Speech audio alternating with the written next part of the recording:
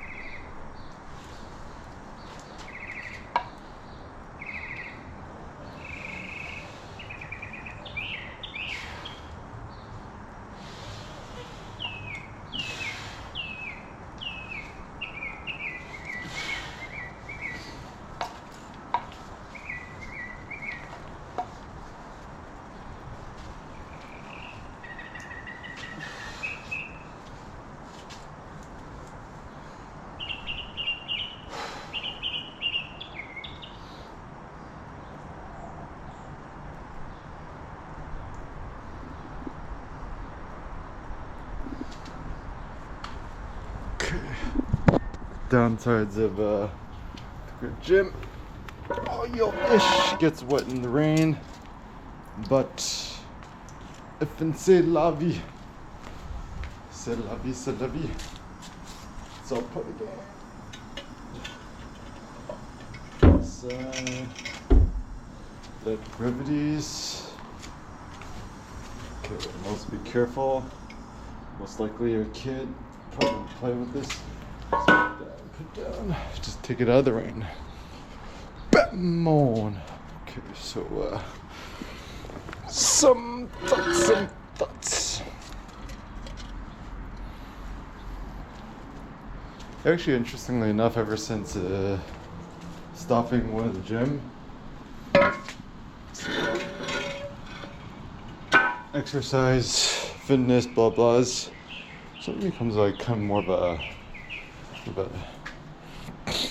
personal, kind of more like Zen meditative pursuits. It's like what'd you do, what'd you not do, and that's the thing a lot with innovation. It's like kind of different ways to articulate things. Innovation is all about articulation and re-articulations.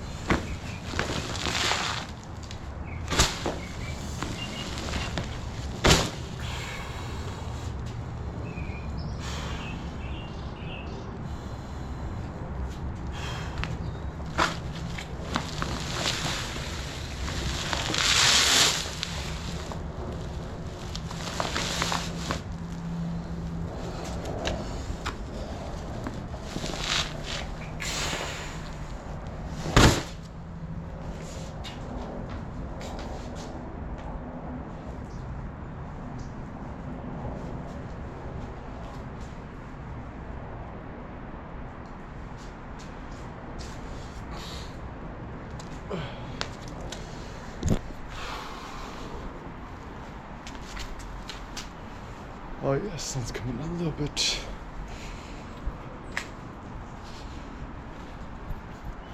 Yeah, and I suppose the upside about being out in the real world is get the real UVs. So, my primary critique of gyms in general is that they're all kind of like cramped indoors, etc. Which is like positively bad for one's physiology. I mean, if anything, yeah, we're so overly sensitive to things, like we're sensitive to the elements, blah blahs. And the big downside of this is that, like, we always want to be protected indoors, but certainly isn't the purpose of life to just be out here in the real world doing real life stuff. I think so.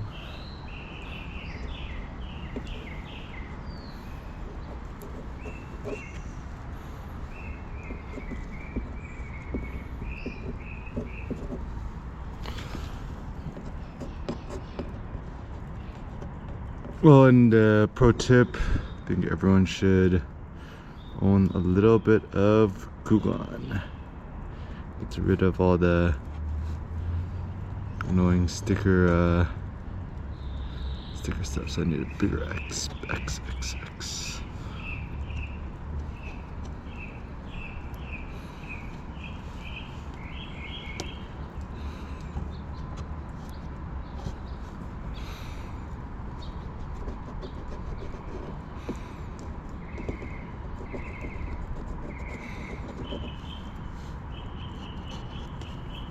And I think the thing with quote progress is, as long as you fix it up a little bit, whenever you look at it, it just feels better. You just kind of see change over time.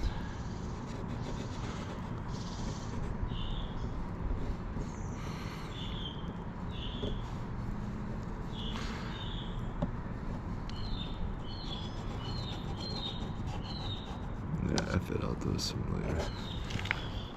A little bit of time. Record.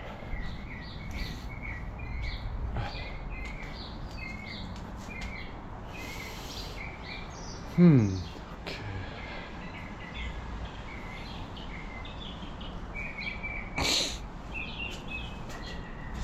Yeah, I suppose the joy is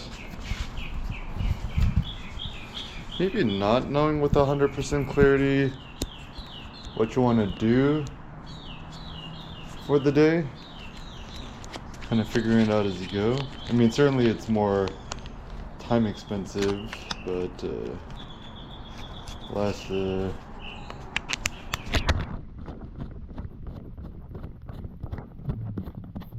up Maybe a good idea. Shut up.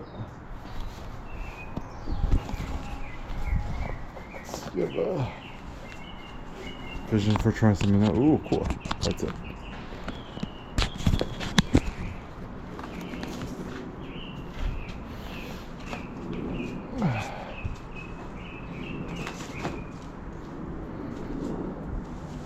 It's so funny because like everyone has their own different moralized version of what is good and virtuous versus what is base and bad. I think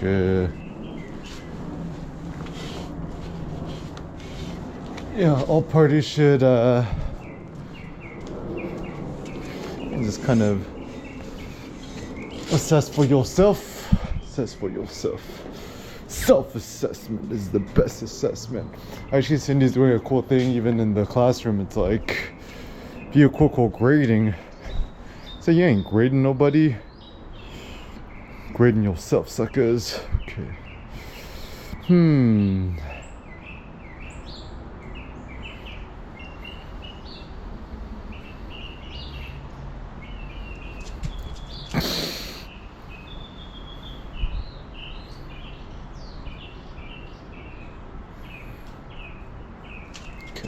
Let's see. So, is this rackable? Can I rack this here? Let me go a little off balance stuff. Boink. Condense, baby. Condense.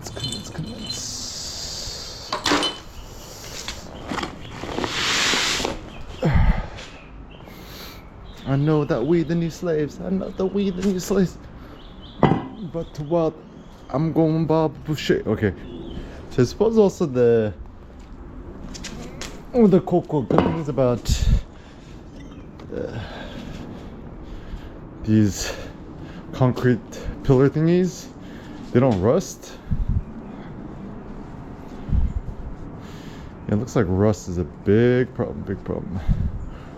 Anything out of steel or iron, I guess unless it's stainless steel, will eventually rust to the ravages of time.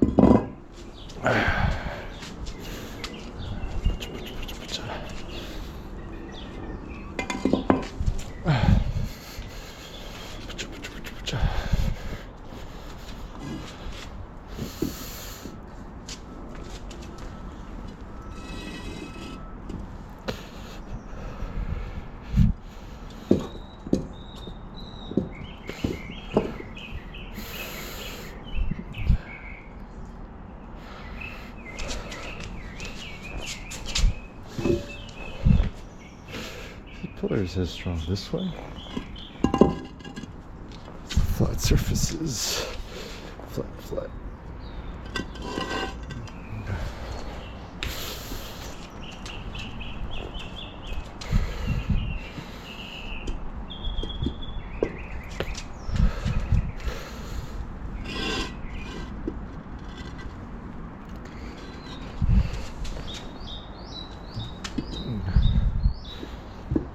Move it.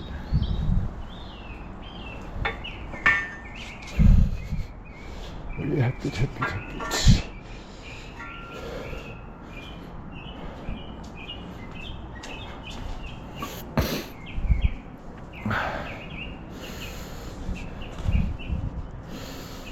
Another weed in new size. The good thing about these is I guess they are pretty heavy duty.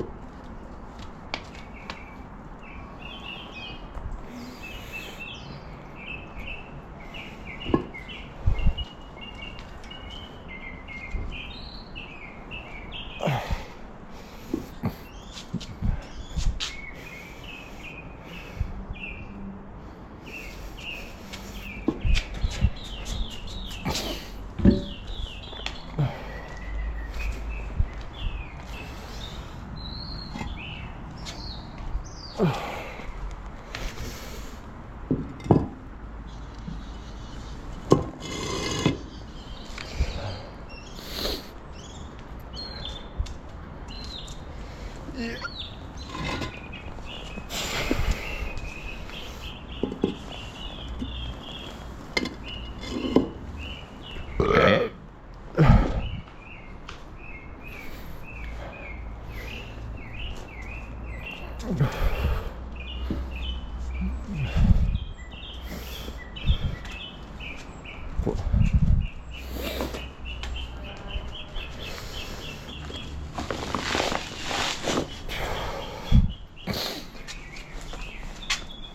Create your own platform.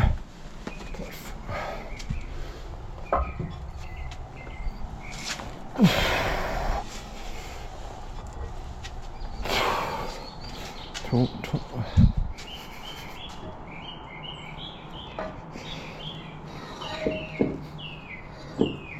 Cool.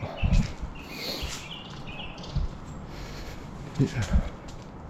Yeah.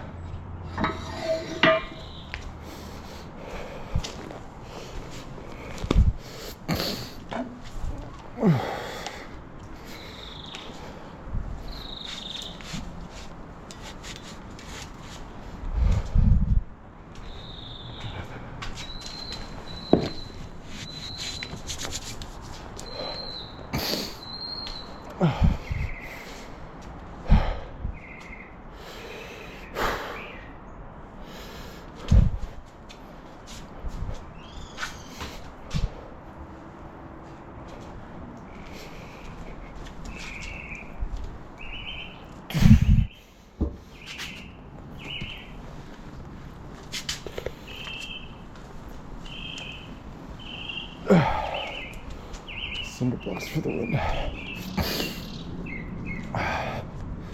Also sunlight for the win.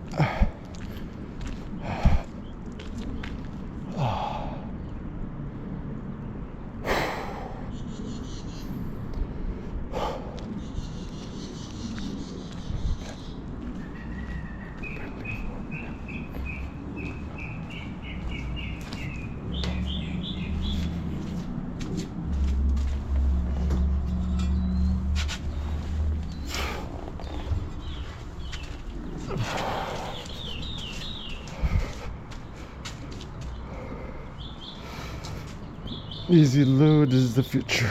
Easy. Keep it easy.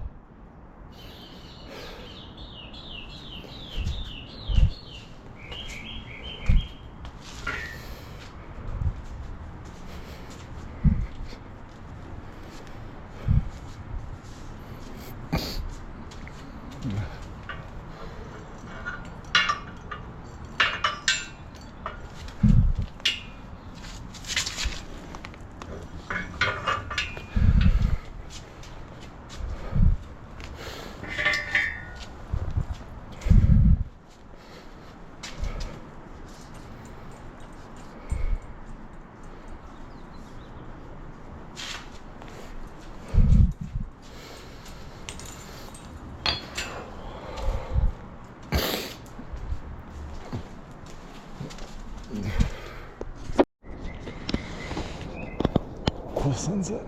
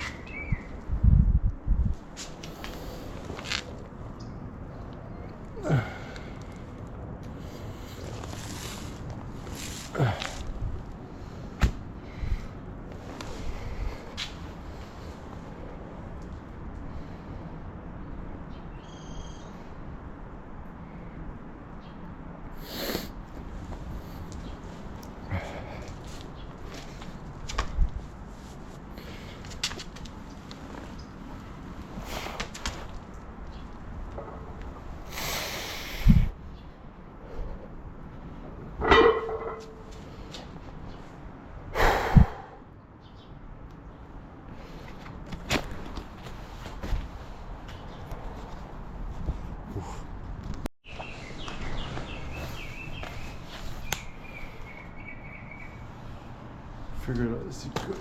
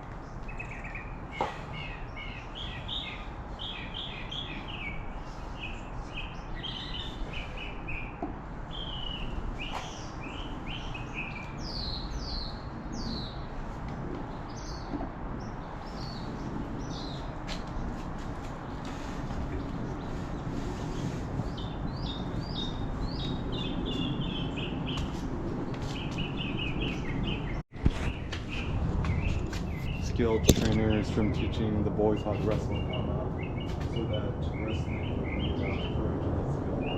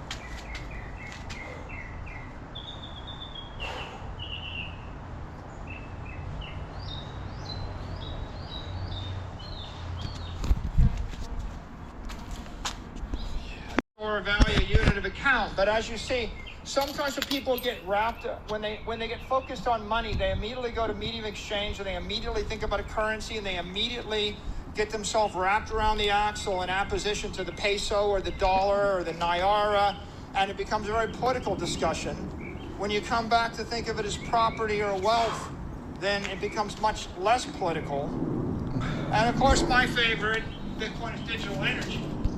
Now, fat is organic energy. The universe is made up of energy. Matter is static energy. Einstein showed.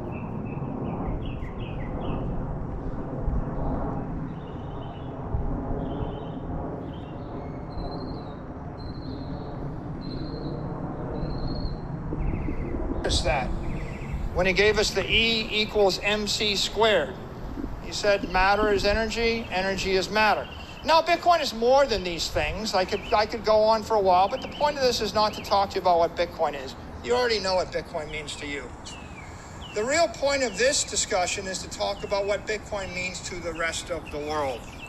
Bitcoin's going to have many types of participants in the future. You know, one set of participants, one set of people that are going to be plugged into the Bitcoin network are clearly individuals. There are 8 billion individuals on the planet. What are individuals going to contribute to the Bitcoin network?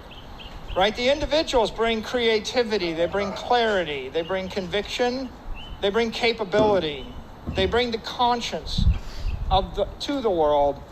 And of course, they are going to hodl. They're going to hold Bitcoin for life, right?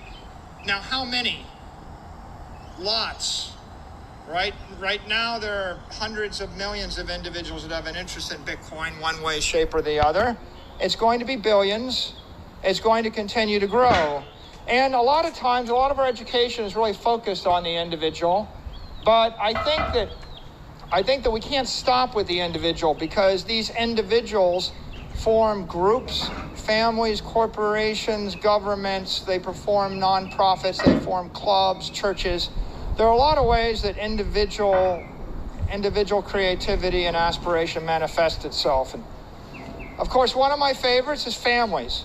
There's about 1 billion families. And why do families matter? They're the future of humanity. That's why they matter.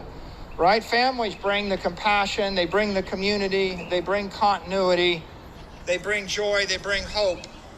And a family is just a much more powerful unit than just an individual. Families will hodl. And we're starting to think about families now and how they join the network. But there's a third organization, third type of group, an investment company. This is a set of organizations have not been involved in Bitcoin much for the first 15 years of its existence. But investment companies can be, they can be mutual funds, they can be trust funds, they can be exchange-traded funds, these ETFs, they can be hedge funds, and they have not trillions, but probably $100 trillion worth of assets floating out there. And they get to decide how those assets will be disposed of and how they'll be situated. And they are actually acting on behalf of families and on behalf of individuals. So on one hand, you can't write them off when they can decide to reallocate $10 billion from gold to Bitcoin on behalf of 18 million retirees that used to work for the Postal Service, right? And when they make that decision, they're making that decision that impacts families and impacts individuals, but they're also making the decision as a fiduciary. And the last 36 days have been an illustration of how important these kind of companies are, because every day in the market, they're buying hundreds of millions of dollars of Bitcoin, they're trading it, and they're building up billion-dollar positions. This has just started. We're 36 days into a massive adoption of just these exchange-traded funds, but it's going to just keep going, and they're going to ripple all through the world, through all sorts of economies, and they will have a profound impact, and in my opinion, a profound impact for good. It used to be, if you go back to 2018 in the Bitcoin community, If you said Larry Fink, they would say, oh, Larry Fink doesn't like us. And in the year 2024, Larry Fink goes on television and speaks to leaders in the world and says Bitcoin is a store of value. It protects the sovereignty of the individual. It allows you to achieve your hopes. It is hope. Larry Fink has said Bitcoin is hope. Now, what does that say to me? It says, we don't have enemies. What we have are people that need Bitcoin that don't yet know why they should be our friend.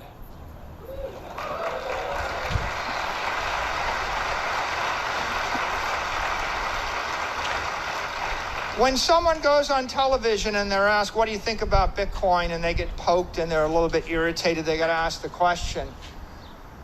They're not an enemy of Bitcoin, they're just not prepared for the question. And in fact, over time, the journalist will do the poking because they know the most important thing in the world today is Bitcoin. And you're going to have a group of people that understand it, that will say it's the future. And you'll have a group of people that don't understand it and they will not have embraced it.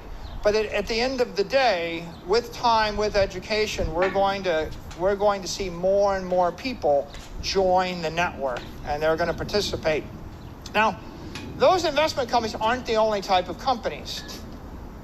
There are operating companies. By the way, how many? If you do a quick Google search, 333 million is the count on Google of companies in the world. Think about that for a second, 333 million. There's a lot of companies, and all of these individuals and all of these families, they all act through corporate entities. Oftentimes, you'll see a group of 5 or 6 or 10 or 50 or 500 or 5,000 or 50,000. Now, how important are companies? Well, they provide all the products, all the services. They develop technology. Not many people in the room can create their own iPhone.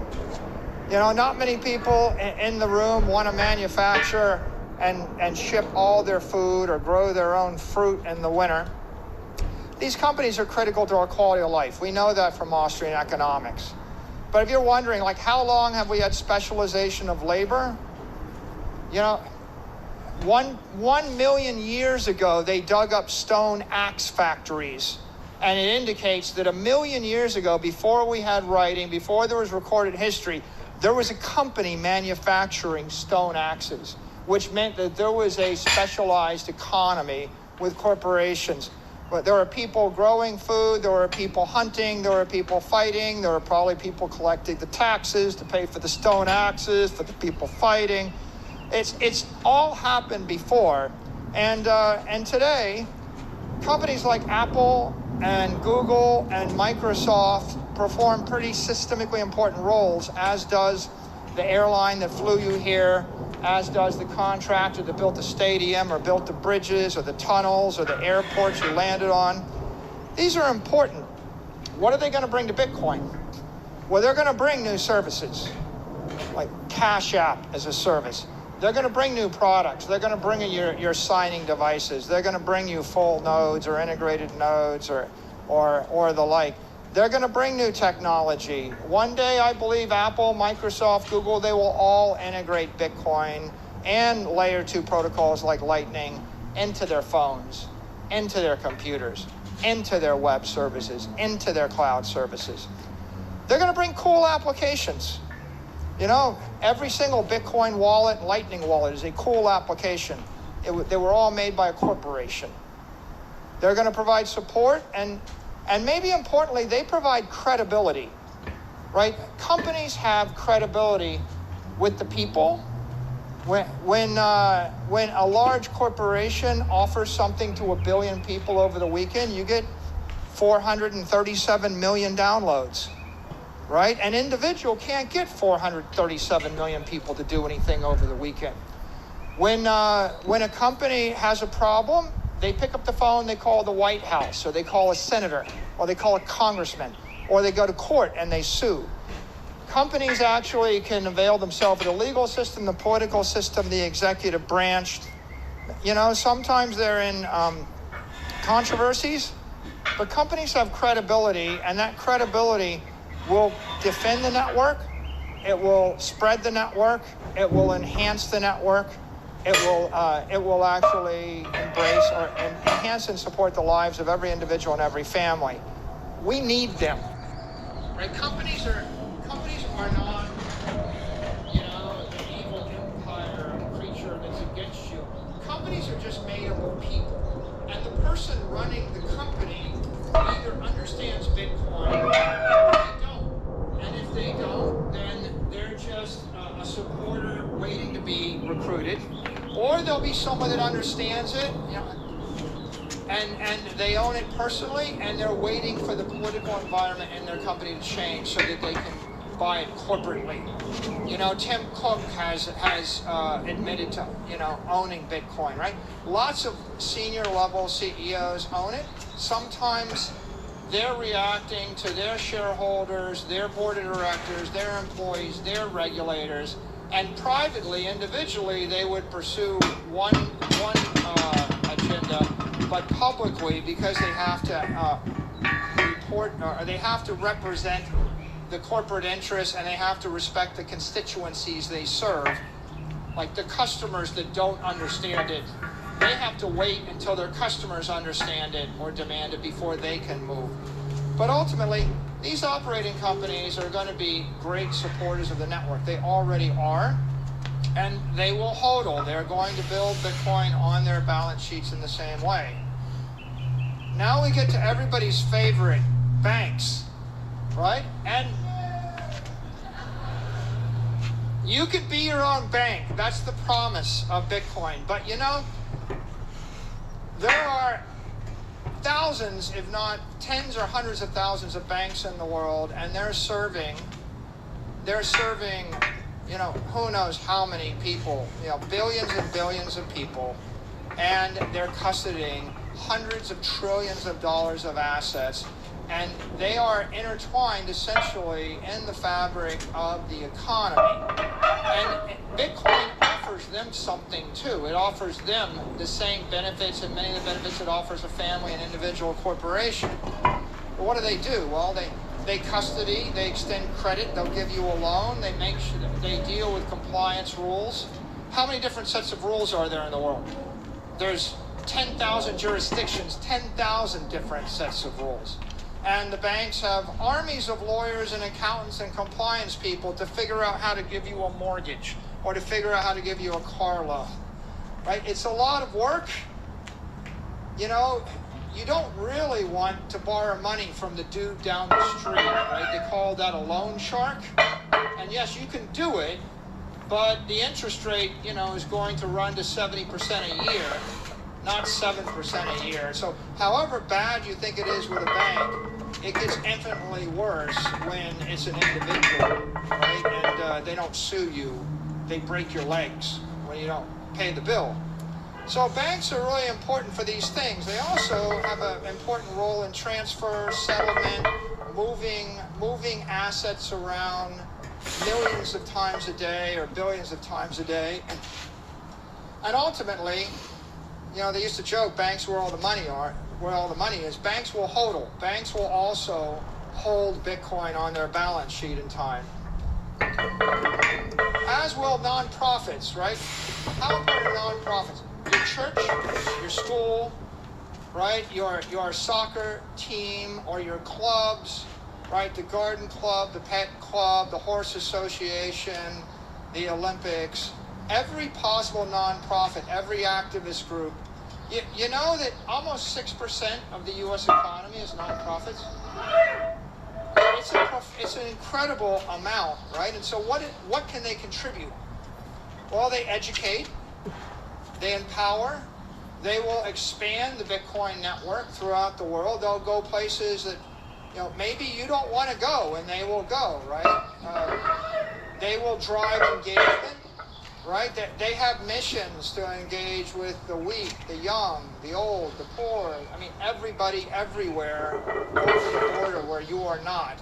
They go into dangerous places. They're the Red Cross, right? They provide services, right? And they provide advocacy. They're pretty effective at providing advocacy. When they're on your side, they spread ideas all through the world. And when they're against you, they can also be not so good. And they're endowed, right? The greatest endowments in the world, the Harvard, the Yale endowments, right? These institutions like Cambridge or Oxford, they've been around for hundreds and hundreds of years. That's because they have endowments. Bitcoin is the best asset in the endowment, right? This is a solution to them, and this is a need they have.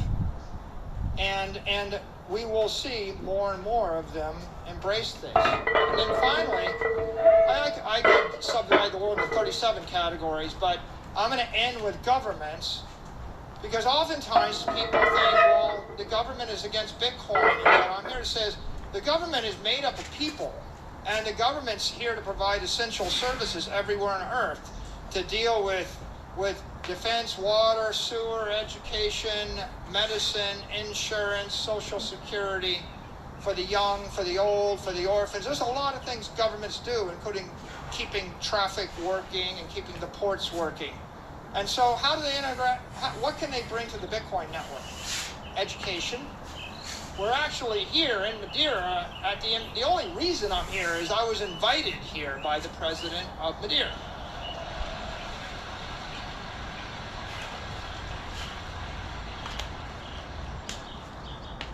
So they have this role. They will integrate. They will provide security. I think governments will.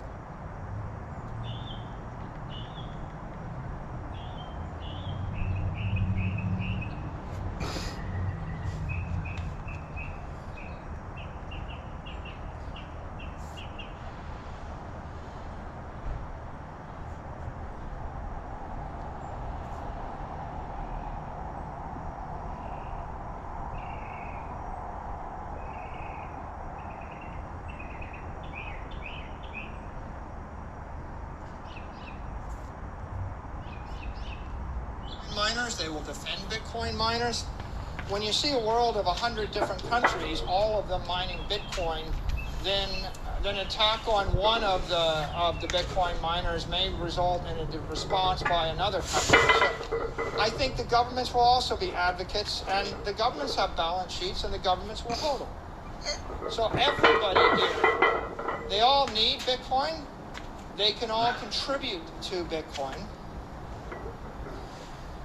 and they will all support it. So, key point, everybody. And when I say everyone, I don't mean every person, I mean every entity. The ones you love, the ones you hate, your enemies, your friends, the company you dislike, the company that you adore, the other family, the whatever, your favorite sports team, and the awful soccer team that beat your soccer team. Sorry, awful football team that beat your football team. It's not just Bedford that needs Bitcoin. Everybody benefits. They might not know it, but they do benefit. Why do they benefit? Because the story of civilization